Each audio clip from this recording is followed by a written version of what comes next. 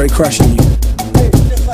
Hello new world, here we come on them Twinkie trains with the hood screaming. We on our way, can't forget where I started selling shirts, walking in all these different shops, and I go on road trips with my band and by myself, and I just seek out different clothing stores and figure out where I can sell these t-shirts.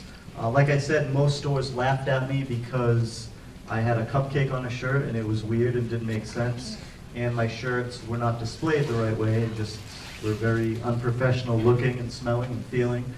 I didn't even have girl shirts, I had youth sizes because I thought the shirt was smaller so girls would fit into it, but I didn't know it would make their boobs feel like pancakes and be very uncomfortable. I didn't have boobs, so I didn't know, so that was a lesson that I learned. I started getting girl shirts made. And I had to give out or donate all these youth shirts that people did not really fit into. So if you start a brand, make sure you cater to everybody. We now have guy shirts, girl shirts. We go up to girls XL, we go up to guys triple XL. I've even had a customer who wore 5XL and we didn't print those shirts, but we had him mail his t-shirts and we had special screens printed for his t-shirts, so he was a happy guy.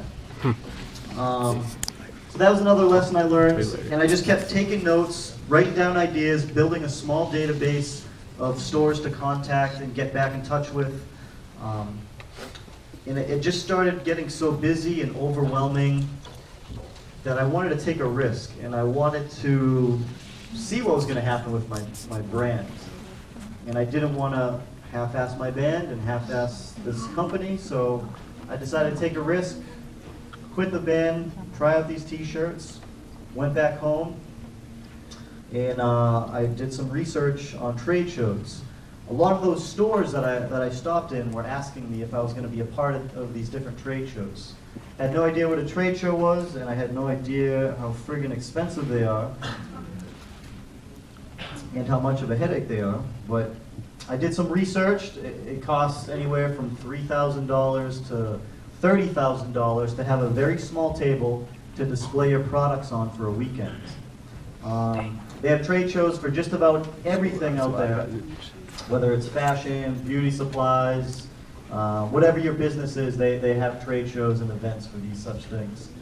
Did some research, decided to do, oh yeah, you guys are from Vegas, this is like trade show capital. So I decided to do the pool trade show, which is like a subsidiary of the magic trade show. And I took every penny I had and did not have and put it into this trade show. I registered myself, I got some catalogs made, had a photo shoot done, got my website up and running, and I went out to Vegas, and it was scary the first day. Nobody was buying anything.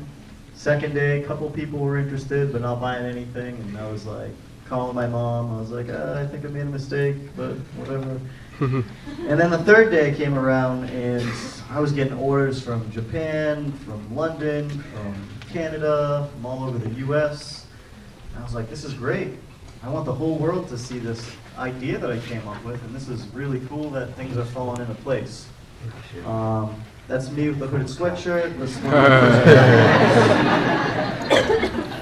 I decided to make a small catalog because it's less expensive and it's much more convenient for people. If you guys are throwing an event, or you're handing out a catalog or a magazine, and it's normal size, it usually can't fit in someone's pocket or someone's purse unless they have to fold it up a bunch of times, and then they're ruining the flyer, and then they barely see it when they take it out of their pocket because it's with all their receipts. And then by the time the event or whatever it is that was on that flyer or catalog comes around, the person who owns that now is it's useless because you handed them a big inconvenient flyer. So I remember passing out flyers for shows, and I'd see it all the time. People would fold it up, or they'd throw it out, or people wouldn't take it from you because I don't know, they're just, when you hand out something small, it's almost like it's almost like a ticket or an invitation, and people are curious and they can't see it from a distance, so they can't just deny it and walk by it, so they get curious and they're like, what is that? Let me take one of those. So that's something you guys can do if you're promoting any events.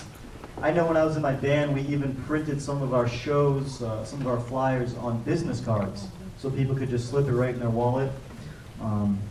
But I decided to do a small catalog. It was great, saved a bunch of money. A lot of people were taking these catalogs. I did do something that was not cheap. I got a foil stamp on the bottom left-hand side of the catalog of my logo. Rather than getting it printed, I wanted to do a foil hot stamp because it made my little book of advertisements into more of a coffee table book. That little extra detail made people see that I'm putting in the extra work and paying attention to small details, and it just adds to everything. Same thing with business cards. If you guys are handing someone I get business cards handed to me all the time.